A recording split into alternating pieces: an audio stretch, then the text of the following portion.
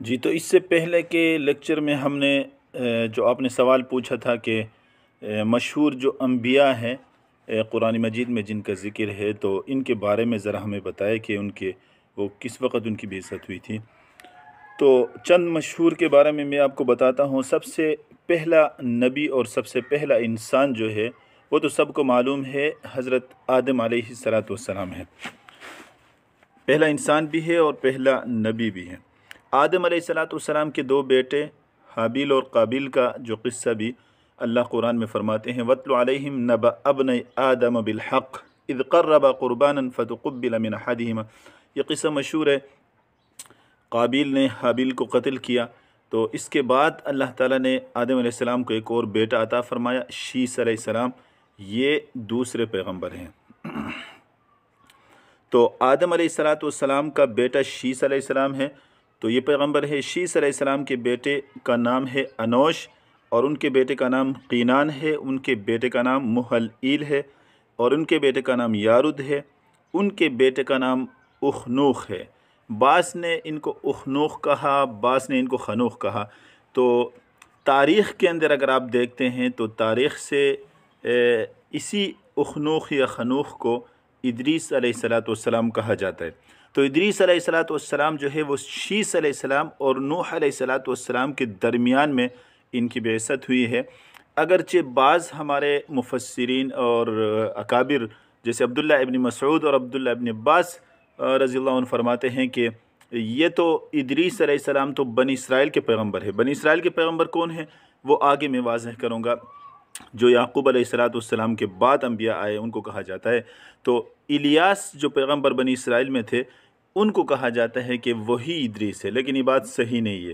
وہ بخاری کی یا مسلم کی ایک روایت ہے جہاں رسول اللہ صلی اللہ علیہ وسلم جب معراج پہ جا رہے تھے تو نوح علیہ السلام اور ابراہیم علیہ السلام نے اللہ کے رسول کو جو خطاب کیا، مرحبا بالابن الصالح، کہا کہ نیک بیٹے کو خوش آمدید، جبکہ ادریس علیہ السلام نے کہا مرحبا بالاخ الصالح۔ تو بنی اسرائیل کے پیغمبر ہونے کی وجہ سے یہ نبی صلی اللہ علیہ وسلم کے بھائی لگتے ہیں، کیونکہ وہ اسحاق علیہ السلام کی اولاد ہے اور یہ اسماعیل علیہ السلام کی اولاد ہے۔ اگر یہ ادریس علیہ السلام نوح علیہ السلام سے پہلے کے پیغمبر ہوتے تو یہ تو والد کی جگہ پر ہیں، دادا کی جگہ پر ہے، تو اس کو الابن الصالح کہنا چاہیے تھا، لیکن یہ بھی کوئی خاص مستند مضبوط دلیل نہیں ہے۔ بہرحال دوسرے پیغمبر جو ہیں، تیسرے پیغمبر جو ہیں وہ ادریس علیہ السلام ہیں۔ تو یہ اخنوخ، اس کو ہمارے مورخین جو ہے زیادہ تر اسرائیلیات سے لیتے ہیں۔ کعب احبار سے جو ہے وہ صحابی تھے، وہ بیان کرتے تھے جو یہودیت سے انہوں نے اسلام کو اپنایا تھا۔ اور بہرحال قرآن کے اندر اگر کوئی کسی کا نسب موجود نہیں ہے تو اس کے بارے میں ہم ان روایات کو بھی لے سکتے ہیں، تاریخی روایت کو لے سکتے ہیں۔ البتہ اگر قرآن سے ٹکراؤ آئے تو قرآن میں کسی نبی کا نسب تو نہیں بتایا گیا، صرف ابراہیم علیہ السلام کے بارے میں کہا، وَإِذْ قَالَ إِبْرَاهِيمُ لِأَبِيهِ آزَرَ، ابراہیم نے اپنے والد آزر سے کہا، وہ جو بتوں کے بارے میں جو گفتگو ہوئی تھی۔ تو اس میں اب اسرائیلی روایت میں ابراہیم کے والد کا نام تارح لکھا ہے، تو اس میں ہم جو ہے نا ہمارے بعض مفسرین تعویل بھی کرتے ہیں کہ تارح ان کا چچا، آزر چچا تھا، تارح والد تھے۔ بھئی قرآن نے جب اس کو والد کہا، جب بات ختم ہوئی، اس کے والد کا نام آزر تھا۔ تو ٹکراؤ کی صورت میں ہم قرآن ہی پر ایمان رکھتے ہیں اور اسی کو سچا مانتے ہیں، لیکن یہاں کوئی ٹکراؤ نہیں ہے۔ ادریس علیہ السلام یہی پیغمبر ہے۔ تو ادریس علیہ السلام جو ہے یہ بابل کے علاقے میں آئے تھے۔ یہ جو قرآن میں ببابل ہاروت و ماروت کہ وما انزل علی الملکین ببابل ہاروت و ماروت، جو بابل کا علاقہ، یہ عراق کا علاقہ تھا اور بہت بڑی ریاست تھی، بت پرستی یہاں تھی۔ تو اس علاقے میں ادریس علیہ السلام پیغمبر بن کے آئے تھے۔ ادریس علیہ السلام نے بابل سے ہجرت کر کے مصر آئے تھے، لیکن ان کے ساتھ بہت کم لوگ تھے جو ایمان لے کر مصر آئے تھے مومن ہو کر۔ تو وہ بابل کو چھوڑنا نہیں چاہتے تھے، وہ کہتے تھے کہ بابل کی طرح علاقہ ہمیں کہاں نصیب ہو سکتا ہے۔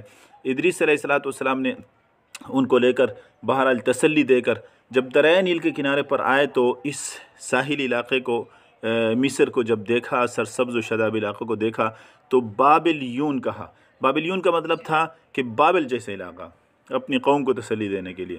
تو اس کے بعد اس کا نام بابلیون تھا، اور نوح علیہ السلام کے طوفان آنے کے بعد جو ہے یہ دوبارہ جب آباد ہوا تو نوح علیہ السلام کی اولاد میں سے مصر نام کا ایک شخص تھا، ان کے بیٹے کا بیٹا ہے، غالباً ان کے بیٹے سام کا بیٹا ہے مصر، انہوں نے اس علاقے کو آباد کیا، اس کے بعد سے اس کا نام مصر پڑ گیا۔ تو یہ دوسرے پیغمبر ہیں۔ تو پھر اخنوخ ادریس علیہ السلام، اگر اخنوخ ادریس علیہ السلام ہے تو اخنوخ کا بیٹا جو ہے متوشالح ہے، اور متوشالح کا بیٹا لامک ہے، لامک کا بیٹا نوح ہے۔ یہ نوح علیہ السلام جو ہے ادریس کے بعد یہ پیغمبر ہے۔ تو نوح علیہ السلام کی قوم بت پرست تھی، طوفان آیا، طوفان کے بعد نئے سرے سے جو ہے لوگ آباد ہوئے، تو یہ نوح علیہ السلام یہ پیغمبر ہے۔ نوح علیہ السلام کے بعد جو پیغمبر آئے ہیں وہ وَإِلَىٰ عَادٍ أَخَاهُمْ هُودًا، جو قرآن میں آئے کہ قوم عاد کے پاس جو ہود کو ہم نے پیغمبر بنا کر بھیجا ہے وہ پیغمبر ہے۔ قرآن مجید میں قوم عاد کا جب ذکر ہوا تو فرمایا وَاذْكُرْ إِذْ جَعَلَكُمْ خُلَفَاءَ مِن بَعْدِ قَوْمِ نُوحٍ، کہ تم یاد کرو کہ تمہیں قوم نوح کے بعد ان کا خلیفہ بنایا۔ تو قوم نوح کے بعد جو پیغمبر آیا وہ ہود علیہ السلام آئے، تو اس کے بعد اور ان کا علاقہ جو تھا وہ احقاف کا علاقہ تھا، عرب ہیں، تو یہ لوگ بھی عرب ہیں، عرب باید ان کو کہا جاتا ہے۔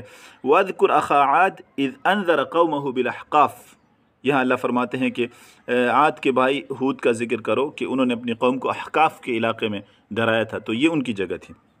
اور یہ جو قوم عاد کے بعد قوم سمود آیا تو صالح علیہ السلام اس کے بعد پیغمبر بن کے آئے۔ تو یہ جو قوم عاد اور قوم سمود جو ہے یہ دو بھائیوں کی اولاد ہے، قوم عاد اور قوم سمود جو ہے یہ دو بھائیوں کی اولاد ہے۔